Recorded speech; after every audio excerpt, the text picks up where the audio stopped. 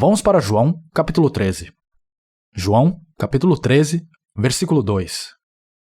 Estava sendo servido o jantar, e o diabo já havia induzido Judas Iscariotes, filho de Simão, a trair Jesus.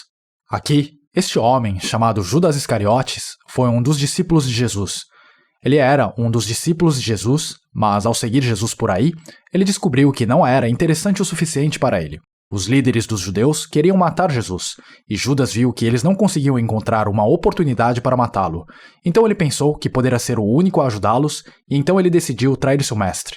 A Bíblia diz que foi o diabo que plantou esse pensamento em sua mente. Dê uma olhada um pouco mais abaixo, no versículo 26. Versículo 26. Respondeu Jesus: aquele a quem eu der este pedaço de pão. Este é um pedaço de pão na última ceia. Aquele a quem eu der este pedaço de pão molhado no prato. Jesus estava falando sobre a pessoa que o trairia. Então, molhando o pedaço de pão, deu-o a Judas Iscariotes, filho de Simão.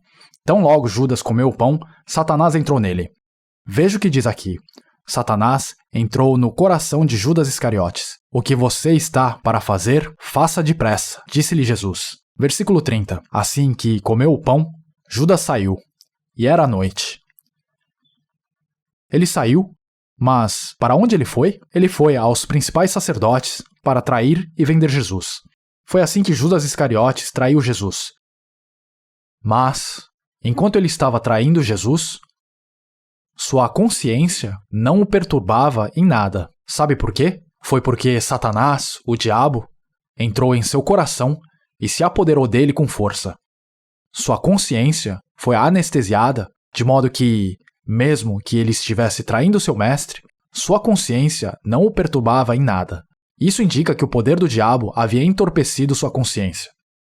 Estão ouvindo toda esta conversa sobre a Bíblia, mas, se ainda não estão salvos e ao ouvir tudo isso, sua consciência não está de todo perturbada? Se não está de todo perturbado e não tem nenhum desejo de se arrepender, lamento ter que dizer isso, mas estão numa situação muito perigosa, extremamente perigosa. Sabe por quê? É porque seus pecados entorpeceram sua consciência. E assim, mesmo que ouçam tudo sobre o pecado, não ficam perturbados por ele.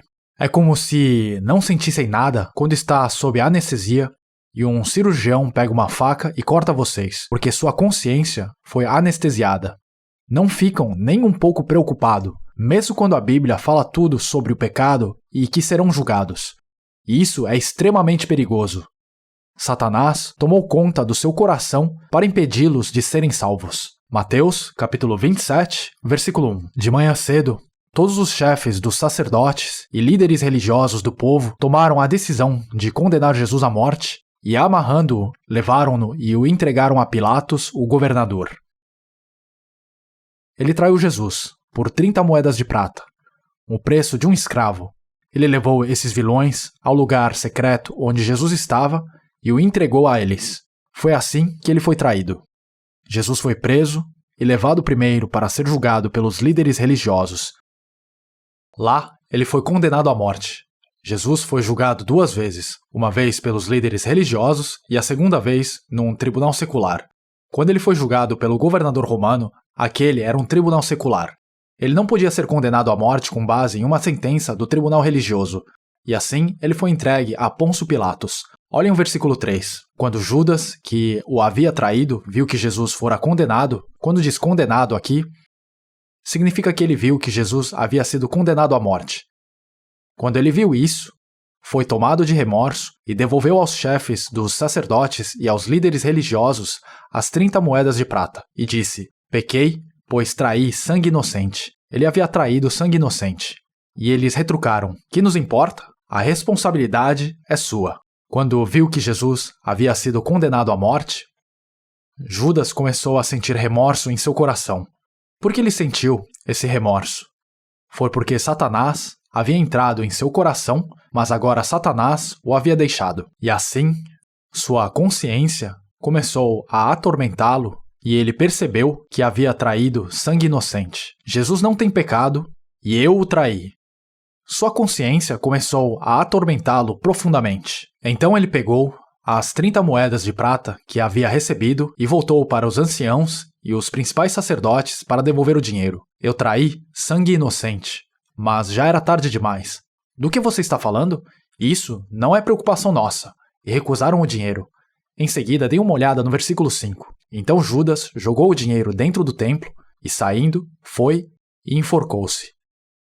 Se olharem no livro de Atos, capítulo 1, verão que diz que Judas ali caiu de cabeça, seu corpo partiu-se ao meio e suas vísceras se derramaram. Sabem o que isso significa? Este é o tormento do Espírito. O tormento experimentado pelo Espírito é o mesmo que o tormento sofrido pela consciência. Sabe quando a consciência começa a sentir esse tormento? Enquanto vivem neste mundo, sua consciência não o atormenta particularmente porque está entorpecida. Mas, a partir do momento que é lançado no inferno, a dormência desaparece de sua consciência.